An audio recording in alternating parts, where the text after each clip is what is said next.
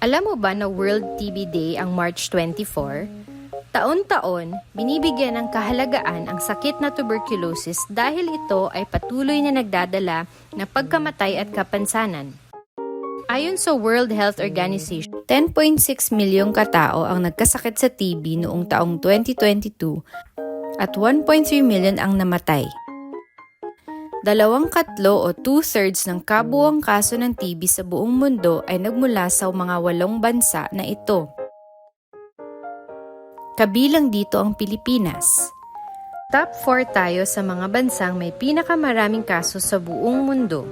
Kahit nagagamot ang TB, 106 na Pilipino ang namamatay sa TB sa kada araw. Sa Pilipinas, malala ang kalagayan ng TB. Kahit na mapipigilan sana ang pagkalat nito at libre ang gamot mula sa pampublikong ospital at mga health centers.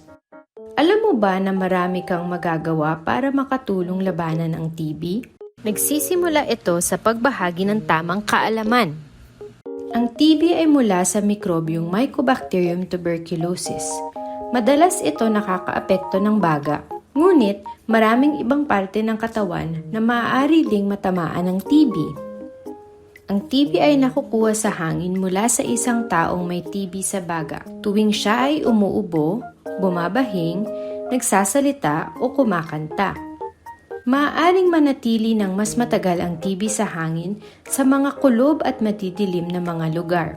Alalahanin, hindi nakukuha ang TB sa pagsasalo ng damit, kubeta, kagamitan sa pagkain, pakikipagkamay, o ugnayang sexual. Iwas po tayo sa diskriminasyon dahil madalas ang taong may hindi resistant na pulmonary TB ay hindi na nakakahawa paglipas ng 2 linggong gamutan. Kapag tayo ay nahawaan ng TB, sisikapin ng katawan natin na labanan ito. Sa pagpasok ng TB sa baga, sisikapin ng ating resistensya na balutin ng impeksyon upang ito ay hindi kumalat. Kung malakas ang iyong resistensya, maaaring hindi ka na magkakasintomas o magkakasakit. Ang tawag dito ay latent TB infection. Ngunit ang pagkakataong magkakasakit ang isang may latent TB infection ay nasa 5 hanggang 10%. Sa mga taong may mahihina ang resistensya, may diabetes, HIV, malnutrisyon, naninigarilyo o may iba pang problema sa baga, sila ay may mas malaking tsansang magkaroon ng active TB disease. Ito ang dahilan kung bakit sinisikap nating gamutin ang hindi lamang may sintomas ng TB, kundi pati ang mga may latent TB infection din.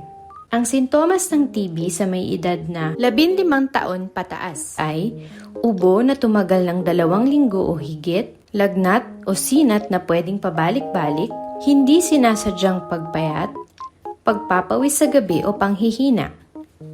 Ang sintomas ng TB sa mga mas bata pa sa 15 taon ay ubo o hinihingal o may sipol sa dibdib sa loob ng 2 linggo o higit, lagnat, pangangayat o hindi pagtaba ng bata kahit na sapat ang binibigay na nutrisyon.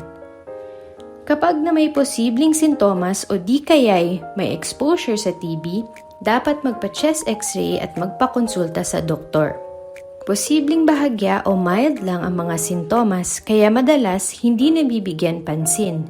Ang isang may active TB disease na hindi nagamot ay pwedeng makahawa ng 5 hanggang 15 katao sa loob ng 1 taon. Ayon sa 2020 National TB Program, may mga high-risk groups na makikinabang sa TB screening gamit ang check-up at chest x-ray. Ang mga grupong ito ay ang mga taong nakakasama yung may active TB disease o close contacts, dating nagagamot para sa TB, healthcare workers, yung mga senior citizens, may diabetes, naninigarilyo, may mahinang resistensya tulad ng pagiging post-transplant, may autoimmune disease, umiinom ng prednisone at ibang mga corticosteroids, may malubhang problema sa bato o nagdadialysis, nagagamot para sa cancer, mga lulong sa alak o droga, at ang may HIV. Nirerekomenda din ang taunang chest x-ray para sa mga 15 taon pataas na naninirahan sa matatao o masisikip na lugar.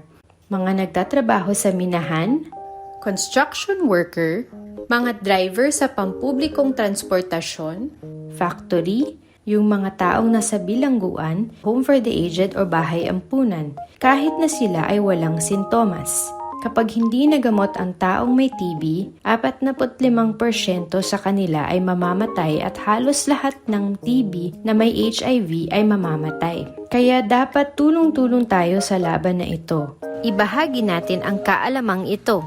Kung ikaw ay may sintomas o kasama ka sa high-risk group, magpa-screen ka agad.